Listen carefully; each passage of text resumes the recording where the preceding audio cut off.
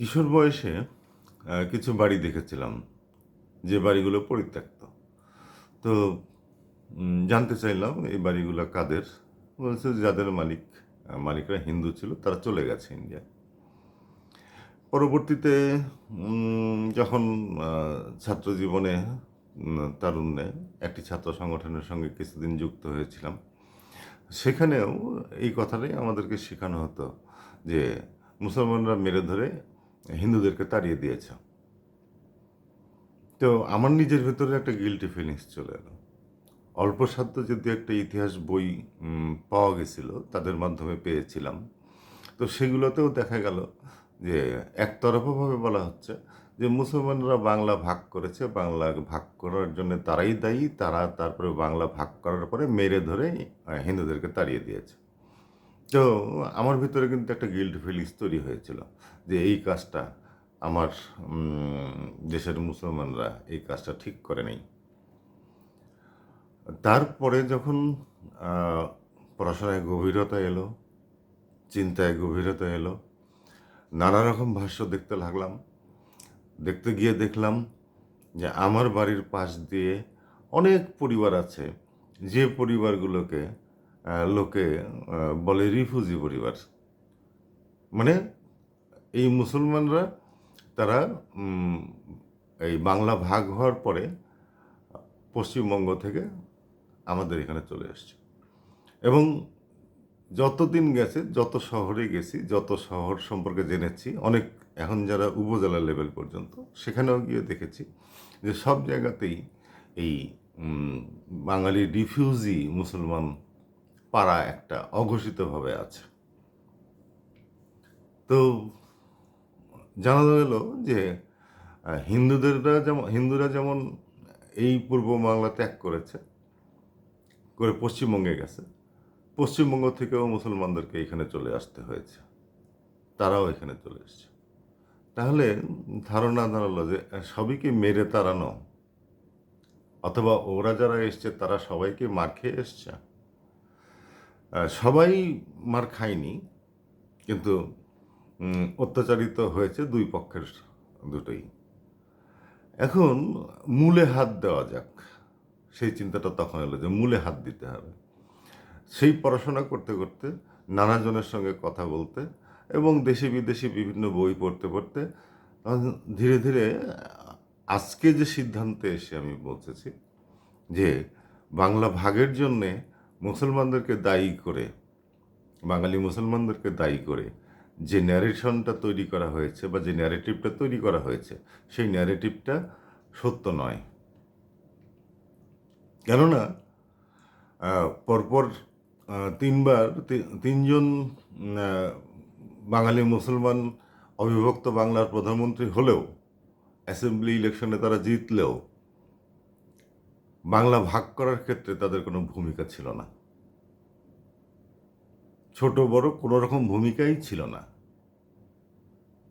সাম্প্রদায়িকতার ভিত্তিতে বাংলাকে ভাগ করেছে। কারা করেছে?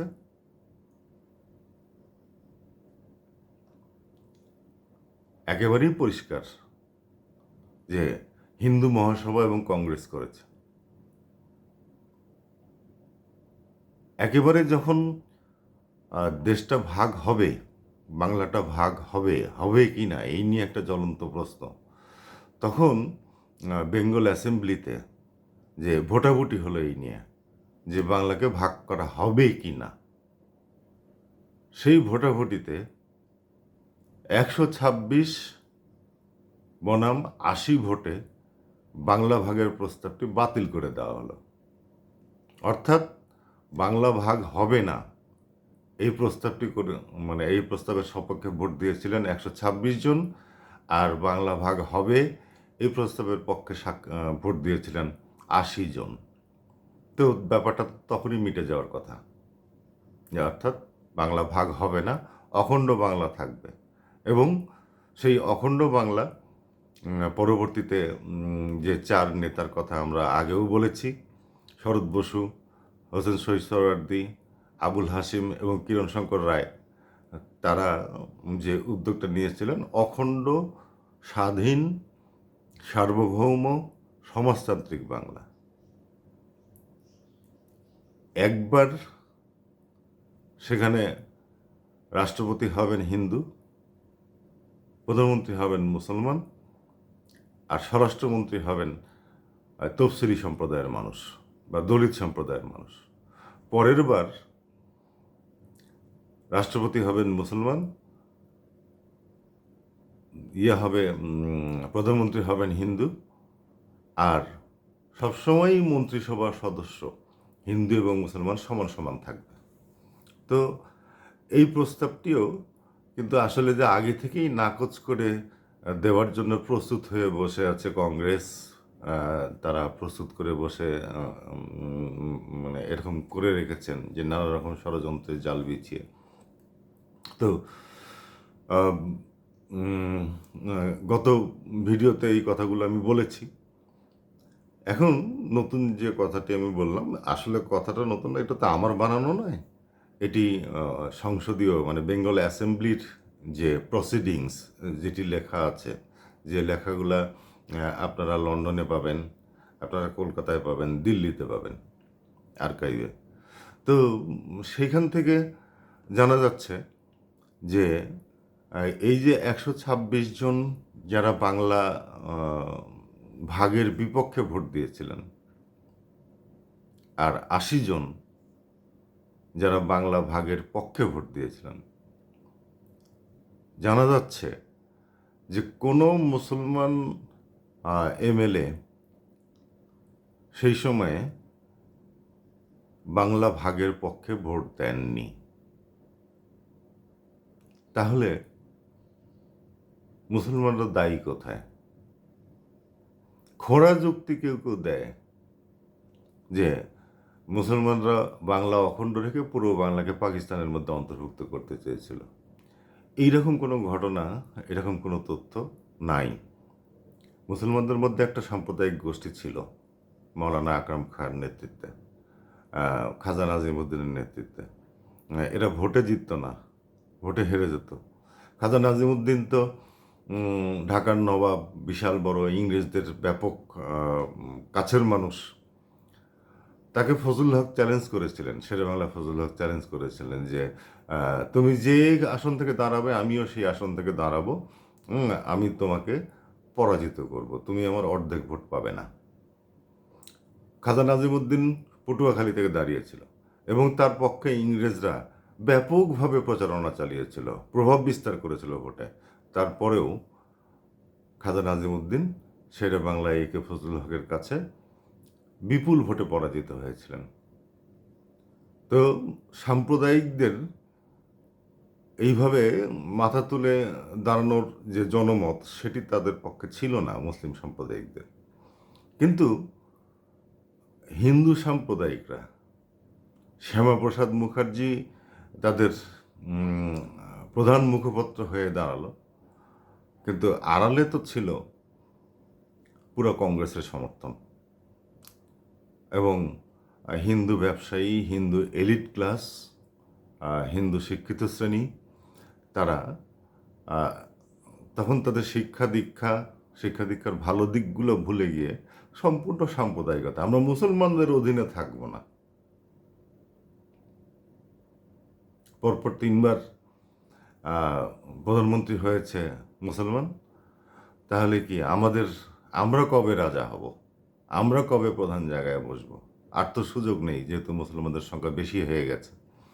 অতএব তারা সহজ পথটা বেছে নিলেন যে বাংলাকে ভাগ করতে হবে। এমনকি মাউন্ট ব্যাটেনের সঙ্গে দেখা করতে গিয়ে এই এই মানুষটা, যাকে এখন বিজেপি ঘোষণা দিয়েছে পশ্চিমবঙ্গের জনক বলে, তার মানে তারা স্বীকার করে নিয়েছে যে হিন্দু মহাসভার এবং হিন্দু মুখপাত্র শ্যামাপ্রসাদ মুখোপাধ্যায় নিজেই আসলে এই বঙ্গভঙ্গের অন্যতম প্রধান কারিগর। সেই শ্যামাপ্রসাদ মুখার্জি মাউন্ট ব্যাটেনের সঙ্গে দেখা করতে গিয়ে বলে দিলেন যে যদি ভারত ভাগ নাও হয়, যদি পাকিস্তান সৃষ্টি নাও হয়, তবুও বাংলাকে ভাগ করে হিন্দু প্রধান পশ্চিমবঙ্গ একটা আলাদা প্রদেশ করতে হবে, আর পূর্ববঙ্গ নিয়ে ওই মুসলমানরা পড়ে থাকুক। That is hinterland. ওখানে তো কোনো মানে পূর্ববঙ্গে বা আজকের বাংলাদেশে ব্রিটিশের নির্মিত কোনো অবকাঠামো তো ছিল না। সবই ছিল কলকাতা এবং পশ্চিমবঙ্গের বিভিন্ন অংশে। সে উম যা কিছু সত্যিকার অর্থে থাকে। এমন একটা দুরবস্থা ছিল যে ঢাকাতে তখন, যেটি ১৯০৫ সালে অ্যা বং প্রস্তাবিত বঙ্গভঙ্গের পরে রাজধানী হিসেবে অ্যা তৈরি, আসাম এবং পূর্ববঙ্গের রাজধানী হিসেবে তাকে গড়ে তোলার চেষ্টা করা হচ্ছিল। সেই ঢাকাতেও ১৯৪৭ সালের পরে একটা ভালো বিয়ের কার্ড ছাপার মতো প্রেস ছিল না। আর অন্যান্য শিল্প বা অবকাঠামো বা বিল্ডিং, এটা ঢাকা ইউনিভার্সিটি কেন্দ্রিক কিছু ছিল, তাছাড়া আর কিছুই ছিল না। যেগুলো ছিল তারা মানে হিন্দু জমিদার এবং পুঁজিপতিদের সম্পত্তি। তো যেহেতু তাদের রাজার আসনে থাকতে হবে এবং অখণ্ড বাংলা থাকলে তারা রাজার আসনে বসতে পারবেন না,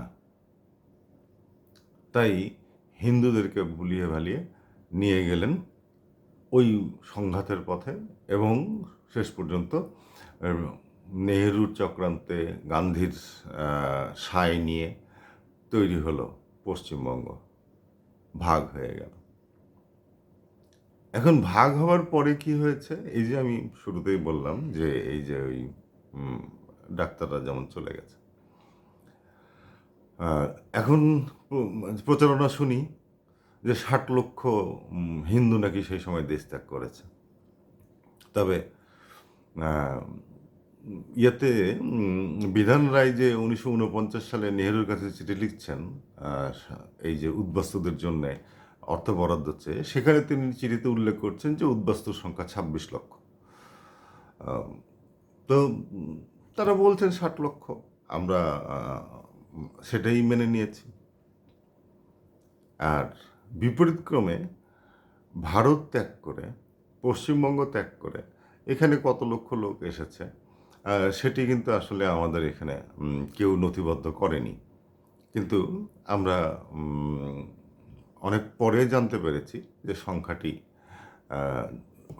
পাকিস্তানের, তৎকালীন পাকিস্তানের ২ অংশ মিলে এটি প্রায় ৭০ লক্ষ। বাংলাদেশে এখনো আটকে পড়া বিহারিদের সংখ্যা ১০ লাখের বেশি। আর অর্ধেক তো পাকিস্তানে গেছে। আগেই তো আরও বেশি সংখ্যা পাকিস্তান, যেমন করাচি শহরটাতে ওখানে সম্পূর্ণভাবেই এই ভারত থেকে যাওয়া মুহাজিররা ওখানে সংখ্যাগরিষ্ঠ। তো এরকম ঘটনাটা ঘটে গেছে।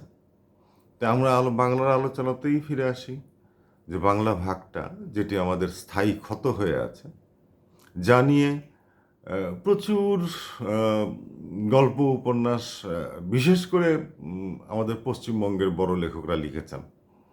সেখানে তাদের হৃদয়ের বেদনার কথা তারা লিখেছেন, তাদের কষ্টের কথা লিখেছেন, তাদেরকে মানে দেশ ছেড়ে চলে যেতে হয়েছে, সেই দেশের জন্য কান্নার কথা লিখেছেন। কান্না তাদের ভিতরে এখনও, যারা বেঁচে আছেন তাদের ভিতরে এখনও আছে। ঠিক একইভাবে আমাদের এখানে যারা চলে এসছেন তাদেরও কেউ কেউ লিখেছেন, মাহমুদুল হক লিখেছেন, কিন্তু বেশিরভাগই লেখেন নাই। যেমন হায়াত মাহমুদ কিছু লেখেন নাই, হাসান নাইজুল হক একটা শেষ বয়সে লিখেছেন, আনিসুজ্জামান কিছু লেখেন নাই, বা শওকত ওসমান তেমন কিছু ওইভাবে লেখেন নাই। আমাদের এই বাংলায় ৪৭ পরবর্তী সময়ে যারা সাহিত্য সংস্কৃতির প্রাণপুরুষ ছিলেন তারা কেউ তেমন কিছু লেখেন নাই। কিন্তু আমি কোনো বেদনাবোধকেই খাটো করে দেখছি না। তবে অদ্ভুতভাবে এই যে পশ্চিমবঙ্গবাসী আমাদের, তারা ধর্মে হিন্দু, কেউ কেউ হয়তো কমিউনিস্টও আছেন তাদের মধ্যে, কিন্তু তারা কেউ নিজেদের দুঃখ কষ্টের বর্ণনা দেওয়ার সময়, মানসিক কষ্টের বর্ণনা দেওয়ার সময় মূল যে দোষী যারা, তাদের কথা বিন্দুমাত্র উল্লেখ করেন নাই। এটি অসততা। একজন লেখক হিসেবে আমি বলতে পারি, দাবি করে বলতে পারি যে এটি অসততা। কেননা সত্যের চাইতে আহ, সত্য বলতে পারলে খুব ভালো, কিন্তু আহ, মিথ্যা যদি আপনি না বলতে চান তাহলে পূর্ণ সত্যই আপনাকে বলতে হবে। মিথ্যার চাইতে অর্ধসত্য কিন্তু খুব অনেক বেশি বিপজ্জনক। সেই অর্ধসত্যটাই আমাদেরকে ঝুলিয়ে রেখেছে এত বছর ধরে।